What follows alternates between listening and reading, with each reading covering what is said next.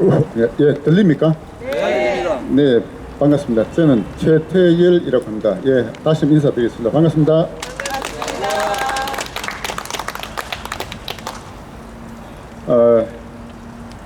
참, 이 자리에 서니까 참 감개무량합니다. 예. 예, 불러주셔서 참 감사드리고요. 먼저, 제 소개를 잠깐 먼저 하고 말씀 좀 드리겠습니다. 제가 하는 일은 공인노무사라고 혹시 들어보셨습니까? 예, 저는 공인노무사라는 직업을 가지고 있습니다. 근로자와 사용자 간에 법적인 다툼이 있을 때 그런 어떤 노동법상의 해결사 노릇을 하고 있습니다. 공인노무사라는 직업을 가진 지가 올해 22년째입니다. 그 전에는 제가 은행에 있었습니다. 동남은행이라고 아시죠? 예, 제가 동남은행 지점장을 지냈습니다. 아마 여기 계신 분도 아마 동남은행 주식 가지고 예, 그런 분들 계실 건데요. 제가 이제 저는 이래 우파 시민운동에 좀 뛰어든 지가 2018년 10월부터입니다. 그러니까 지금 만 3년 한 7, 8개월 정도 되어 가고 있습니다.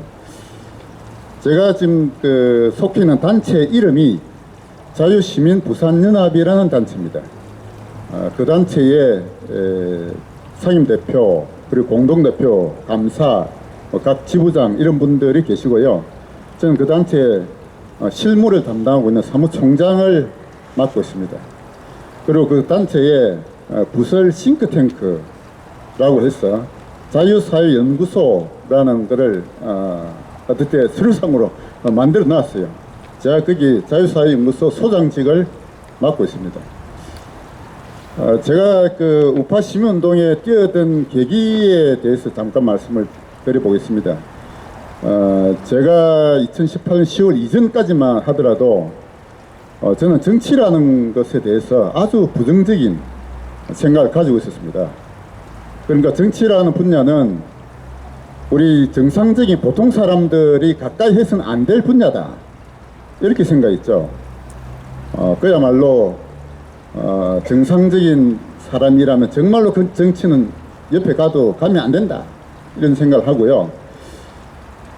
누가 정권을 잡더라도 나의 삶, 나의 생활과는 별로 큰 관계가 없을 것이다, 이런 생각을 했습니다. 그런데 박근혜 대통령이 탄핵이 되고 나서 문재인 정권이 들어서고 나서 여러 가지 정책들을 펴는 것을 보니까 이게 뭔가 이상하다, 이렇게 가다가는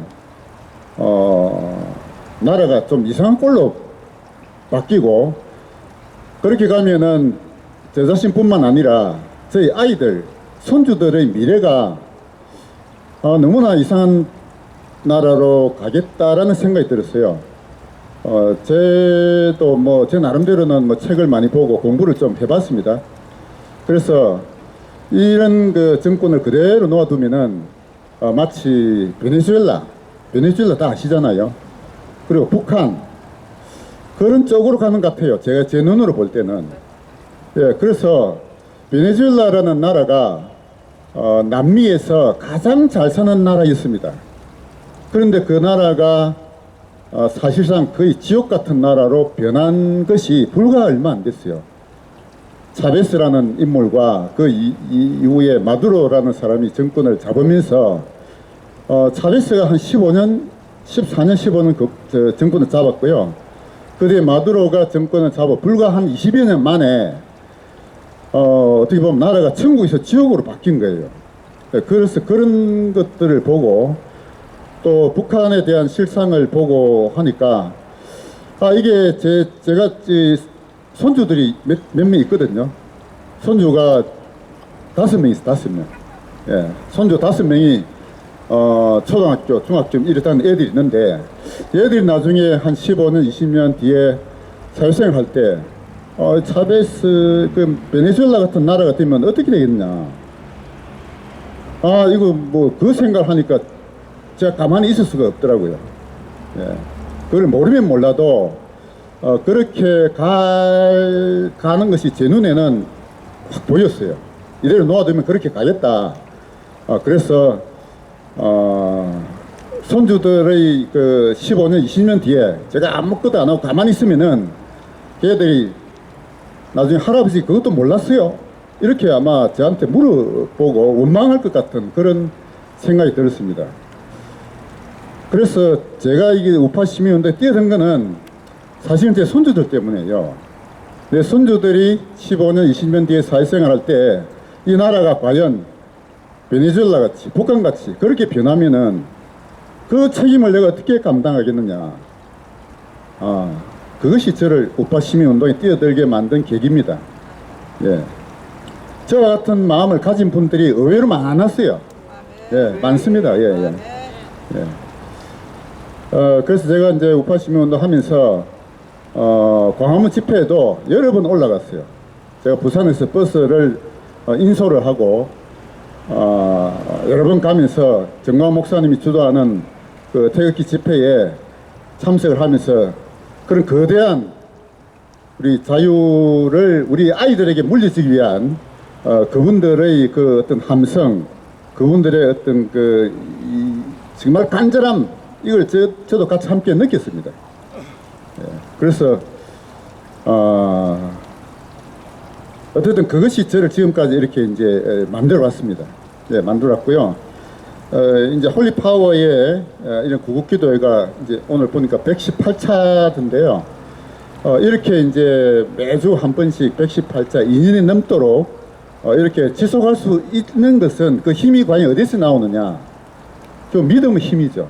예, 믿음의 힘이죠. 예, 저는 그거를 정말로 간절하게, 정말로 감사하게 생각합니다. 예. 이번에 윤석열 정권으로 정권 교체가 된 거는 큰 힘이 두 힘이 있다고 생각해요. 한 힘은 기독교인의 힘이다 생각합니다. 기독교인들께서 정말로 종교의 자유를 잃어버리면 안 되겠다 하는 그런 간절함이 윤석열 정권을 정권 교체하기 만든 가장 큰 힘이었다라고 저는 믿고 있습니다. 저는 기독교인은 아니에요. 아닙니다만 그런 기독교인 분들이 그런 그 큰 일을 해냈다 하는 데서 너무나 감사한 마음을 저는 가지고 있습니다. 예. 그리고 또 하나 힘이 있다고 봅니다. 그 힘은 어느 분들의 힘이냐? 나이 드신 분들 힘이에요. 예. 60대, 70대, 80대 이런 나이 든 분들이 저와 똑같은 마음을 가지고 있다. 저는 그렇게 느낍니다. 내가 비록 내 자신은 뭐 살만큼 살았고 나는 뭐 얼마 있다 죽을지 모르지만 나의 아이들, 자식들, 손주들이 걔들이 사는 세상에서 또다시 이런 공산주의, 사회주의 국가가 되면 안 되겠다 하는 그런 간절함들이 모여가지고 정권 교체를 한 또 하나의 큰 힘을 이뤘다. 저는 그렇게 믿고 있습니다. 예. 그런데 그 두 가지가 다 합한 데가 바로 여기 앉으신 분들이야. 예. 기독교인이면서 나이 드신 분들. 예. 이분들이 정권 교체에 가장 큰 힘을 실어줬다라고 저는 생각합니다. 예. 그리고 이렇게 이제 118차까지 이렇게 이 모임을 이끌고 오고 또 정권 교체를 이룬 큰 힘이 된 기독교인들의 어떤 믿음의 힘, 이 가장 큰 힘이라는 건 또 맞죠. 그런데 기독교인이 아닌 분들도 있잖아요. 저도 기독교인이 아니에요. 기독교인이 아니면서 또 이런 운동에 동참하고 참여한 분들이 많이 계십니다. 그분들은 과연 어떤 힘이 그분들을 이렇게 이 운동에 동참하느냐. 결국 우리 자식들, 손주들의 미래에 대한 그런 걱정, 물론 그게 있습니다만 또 하나의 힘은 저는 학습의 힘이다 이렇게 생각합니다. 배워야 된다, 알아야 된다, 그죠? 예. 알지 못하면은 이 좌파와 싸울 수 없다 이렇게 생각합니다. 그래서 기독교인이 배움을 하면은 가장 큰 힘을 가진다. 저는 그렇게 보고 있습니다. 예. 한편으로는 기독교라는 믿음의 신념, 믿음 이거는 변해서는 안 되죠. 하나의 그 굳은 어떤 신념으로 믿음으로 있어야 되지만 학습이라는 배움이라는 장으로 가면은 이건 끝이 없는 거예요. 배움에서 내가 모든 걸 다 배웠다, 다 알았다, 이런 건 없다 이거죠. 끊임없이 자신의 부족한 모자람을 인정하고 계속 배워나가야 됩니다. 그게 배움의 길이다. 저는 그렇게 봅니다. 그래서 한편으로는 믿음이 흔들리서는 안 되지만은 또 한편으로는 배움의 길에서는 끊임없이 자신의 부족함을 인정하고 겸손해져야 된다. 저는 그렇게 생각합니다. 자, 오늘 제가 드리고 싶은 말씀은 두 가지입니다. 제가 한 장씩 나누어 드린 게 있잖아요. 첫 번째는 5.18에 대한 말씀을 좀 드리고 싶습니다. 5.18에 이번에 윤석열 대통령이 광주에 비서진들하고 국민의힘 국회의원들 다 데리고 갔잖아요. 그거를 보고 지금 우파 진영에서 두 가지 시선이 있습니다. 잘했다 라고 보는 시선도 있고, 또 한편으로는 뭔가 문제가 있다 라고 보는 시선이 있어요. 여기 오신 분들에게 그냥 한번 제가 여쭤보겠습니다. 그냥 본인의 마음대로 그냥 솔직하게 말해주세요. 윤석열이가 광주에 저렇게 딱 모아가서 한 거는 잘했다라고 생각하시는 분 한번 손 들어보세요. 자, 그냥 자기 마음으로 그냥 솔직하게 내려붙이고요. 저거 좀 뭔가 문제가 있다, 한번 짚고 넘어야 된다 라고 생각하시는 분도 한번 손 들어보세요. 내리시고요. 저의 견해는 저는 후자 쪽입니다. 저 문제가 있다라고 보는 쪽이에요. 그 말씀을 제가 좀 드려보고 싶습니다. 자, 우리 5.18에 대해서 아마 5.18을 지금 민주화운동이라고 지금 정의를 내려놨잖아요. 그 민주화운동 법이 있어요. 5.18을 민주화운동이라고 법으로 정해놨습니다. 그런데 이 5.18이 민주화운동이 아니다, 예를 들어서요, 5.18이 민주화운동이 아니다 라고 주장하면은 처벌받는다, 이런 얘기가 있다는 것 아시죠? 예. 5.18이 민주화운동이라고 법으로 정해놨는데 5.18이 민주화운동이 아니다 라고 다른 의견을 제시하면은 벌 준다, 처벌받는다 라고 알려져 있는 부분이 있죠. 예, 그렇게 알고 있는 분 손 들어보세요. 예, 그렇게 알고 계신 분. 5.18이 국가에서 민주화운동이라고 법으로 정해놨는데 그와 다른 의견을 제시하면 벌 받는다 라고 알고 계신 분 손 들어보세요. 한 번 더. 예, 많잖아요. 그래서 5.18에 그렇게 만든 법 이름이 역사 왜곡 처벌법이다, 이런 말이 나오죠. 예. 제가 이제 그 말씀을 지금 드려보고자 하는 겁니다. 5.18이 민주화운동이 아니다, 민주화운동이다라고 정한, 국가에서 정한 거기에 대해서 그와 다른 의견을 제시하면은 처벌받는다. 처벌도 어마어마한 처벌이에요. 어떻게 되어 있냐면 5년 미만의 징역 또는 5천만 원 이하의 벌금, 이렇게 되어 있습니다. 어마어마하게 되어 있어요. 그래서 우리 우파 진영에 누구도 겁이 나가지고 다른 의견을 지금 말하지 못하는 분위기입니다. 그렇죠? 예. 그래, 그 점이 제가 아까 말씀드린, 하나는 믿음이나 신념은 변하면 안 되는 거고, 또 한쪽은 학습이라는 측면에서는 끊임없이 겸손하고 자기가 무지하고 배워야 한다, 이런 말씀 제가 드렸잖아요. 지금 5.18이 민주화운동이라는 다른 의견을, 그와 다른 의견을 제시하면 처벌받는다는 거는 잘못된 겁니다. 잘못됐어요. 예, 그거를 제가 지금 말씀드리고자 하는 거예요. 그래, 배움이라는 측면에서. 자, 5.18을 역사 왜곡 처벌법이다 하고 제일 먼저 이렇게 제시한 사람이 누구냐? 한변이라고 들어보셨죠? 한변. 민변과 반대되는 우리 우파 진영의 변호사 단체가 한변이라고 있습니다.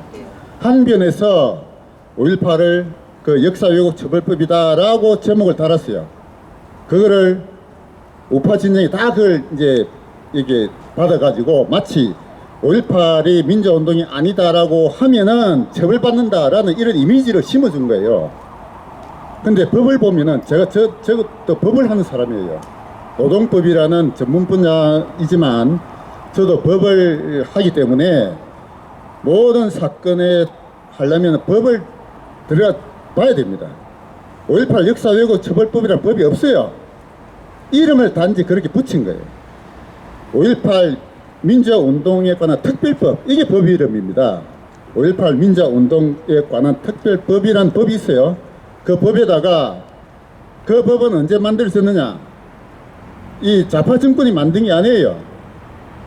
5.18을 민주화운동이라고 처음에 정한 사람 누구냐?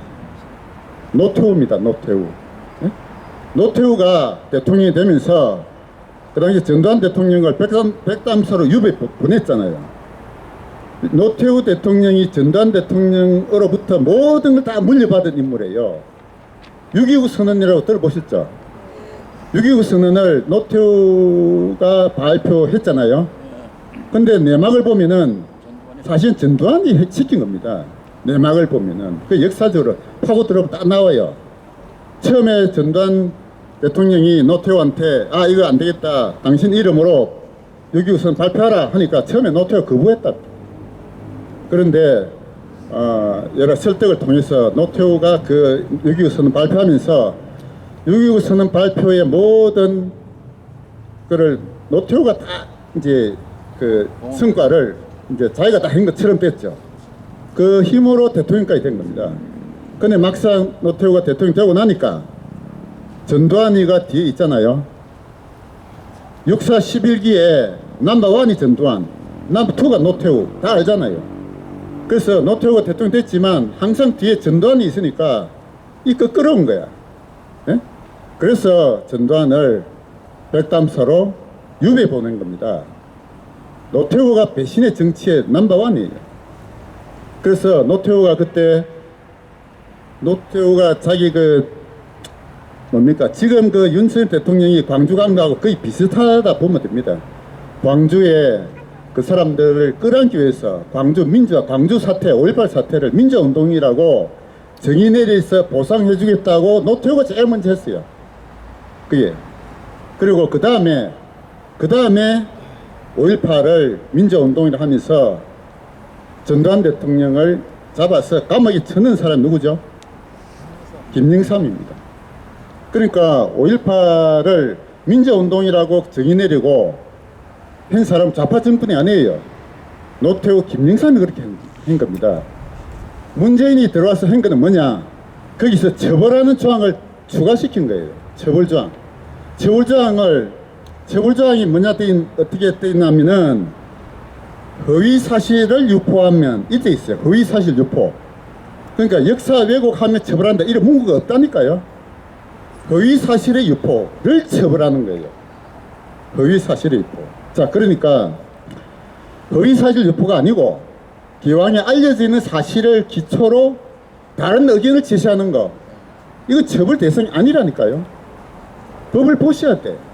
5.18 민주화운동에 관한 특별법을 보세요. 보면은 5.18을 민주화운동이라고 하는데 반대 의견을 제시하면 처벌한다는 조항이 없단 말이에요. 근데 그거를 역사 왜곡 처벌법이라는 타이틀을 달아가지고 마치 역사를 왜곡하면은, 즉 다시 말해서 민주화운동이 아니다라고 하는 의견 제시만 하더라도 처벌받는다는 이미지를 지금 우파운동에 터뜨렸다 이거죠. 아주 잘못된 겁니다. 저는. 그러니까 지금도 5.18에 대해서 우파 진영에서 감히 다른 말을 못하는 분위기가 돼 있어요. 저는 얘기합니다. 5.18은 민주화운동이 아니다. 아니다 이거죠. 5.18이 민주화운동이 아니다라고 주장하더라도 처벌받지 않는다는 겁니다. 왜 처벌받는다고 그리 사람들 겁주나입니다. 잘못된 거래, 잘못된 거. 그래서 5.18에 대해서 다른 의견을 제시하는 것만 가지고 처벌할 수 없다는 겁니다. 만약에 다른 의견을 제시하는 걸로 처벌을 한다는 법이 있다면 이건 뭐죠? 헌법 위반이고 위헌적 법률이 됩니다. 우리 헌법에는 양심의 자유가 있어요. 언론 출판의 자유가 있어요. 거기에 비춰가지고 단지 다른 의견을 제시한 것만 가지고 처벌할 수 없는 거예요. 그거는 법을 조금이라도 공부한 사람은 누구나 아는 기본적인 기초적인 상식이에요. 근데 그거를 한빈이라는 우파 변호사 단체에서 잘못된 성명 발표를 한 게 문제가 된 겁니다. 한편 저도 아주 그 중요한 단체고 우리 우파의 아주 중요하고 전문가 집단이라는 것을 인정해요. 그러나 5.18에 대해서 역사 왜곡 처벌법이다 하고 타이틀 달아가지고 성명서 발표한 거 이게 잘못된 거예요. 우리가 우파 진영에서 다 감싸면 안 됩니다. 잘못된 건 잘못됐다 해야 돼. 그래서 5.18에 대해서 다른 의견을 제시하자 이겁니다. 예? 5.18 민주운동이 아니다라고 과감하게 이해할 수 있어야 됩니다. 예? 그리고 또 하나, 자, 민주운동이라는 말이 도대체 뭐냐 이걸 좀 따져봐야 됩니다. 민주운동은 우리나라 역사에서 모두 세 갈래가 있었어요. 세 갈래. 이거를 역사를 아셔야 돼요.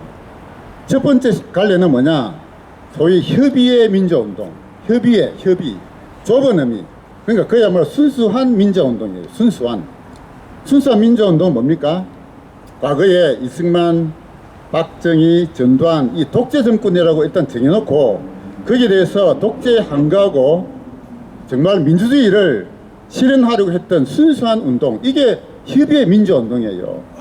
그거는 나름대로 의미가 있고 역사적으로 인정받을 만합니다. 자, 그런데 나머지 또 두 개의 민주운동이라고 하는 게 있어요. 들어보신 분 아시겠지만 첫 번째가 소위 PD 계열의 민주운동입니다. PD라고 들어보셨죠? 또 한 계열은 NL 계열이라는 또 계열이 있습니다. PD와 NL 둘 다 공산주의 운동이에요. 근데 PD, NL 모두 다 자신들이 민주운동 했다고 다 그렇게 얘기합니다. 질문이 있습니다. 예. 이승만이 독재자 맞습니까? 네? 이승만 독재자 맞습니까? 아니, 그렇게 그들이 그렇게 프레임을 씌웠다는 얘기죠. 이승만, 박정희 같은 위대한 인물 없어요. 역사적으로 이승만, 박정희의 그 생애를 보면은 그분들이야말로 우리 한민족을 이렇게 세운 위대한 인물들이에요. 그런데 이승만, 박정희, 전두환까지 그들 독재자라고 하면서 나름대로 민주운동을 했던 분도 있잖아요. 지나는 역사를 보면 그것도 뭔가 민주운동, 순수한 협의 민주운동도 문제가 있어요. 그러나 어떻든 그들의 순수성은 인정은 해줘야 된다, 이 말입니다. 그런데 PD 계열과 NL 계열은 이 공산주의 운동이에요. 근데 공산주의 운동도 그들은 민주운동 했다고 합니다. 그래서 우리가 민주운동이라 할 때는 이게 협의의 순수한 민주운동인지 공산화 운동인지를 구분해야 돼요. 구분해야 됩니다. 소위 공산주의 운동, 공산주의 역사를 읽어보면은 공산주의라는 게 이 땅에 이 역사에서 등장하고 나서 그들은 처음부터 자신들을 민주주의라고 했습니다. 자기들 민주화 운동 한다고 했어요. 우리나라만 그런 게 아니라니까요. 모든 공산주의 운동의 가들이 처음부터 자신들 민주화 운동, 민주주의 운동 한다고 다 얘기했습니다. 러시아의 레닌도 그랬고 독일의 공산주의자도 전부 다 민주화 운동 한다고 했어요. 그들이 만든 정당의 이름이 사회민주주의 정당입니다. 이름 자체가 민주주의가 들어가 있어요. 지금도 북한도 이름이 그렇게 되어 있지 않습니까? 조선인민민주주의공화국이에요. 민주주의라는 게 그들이 말하는 민주주의라는 건 뭐냐? 결국은 다수 인민, 다수 대중 이들이 지배하는 나라가 민주주의 국가 이렇게 얘기하거든요. 그래서 민주화 운동의 3분의 2는 공산화 운동이에요. 역사적으로 보면은. 그런데 그러니까 소위 좌파들이 정권을 잡는 방식은 두 가지입니다. 좌파가 정권을 장악하는 방식이 두 가지예요. 첫째가 기동전, 두 번째가 진취전. 기동전, 진취전 이런 얘기들 들어보셨죠? 기동전과 진취전. 이게 좌파가 정권을 잡을 때 아주 중요한 수단이에요. 그래서 기동전과 진취전의 개념을 정확하게 아시면 이 나라가 지금 왜 좌파 세상이 됐는지를 알 수가 있습니다. 기동전이라는 건 뭐냐? 그들의 힘이 물리적 힘입니다. 물리적 힘이 세다고 생각될 때 물리적으로 뒤집어 엎는 게 정권을. 이게 좌파의 폭력혁명이에요. 좌파의 폭력혁명이 기동전인데 우리나라 기동전이 몇 가지 있었어요.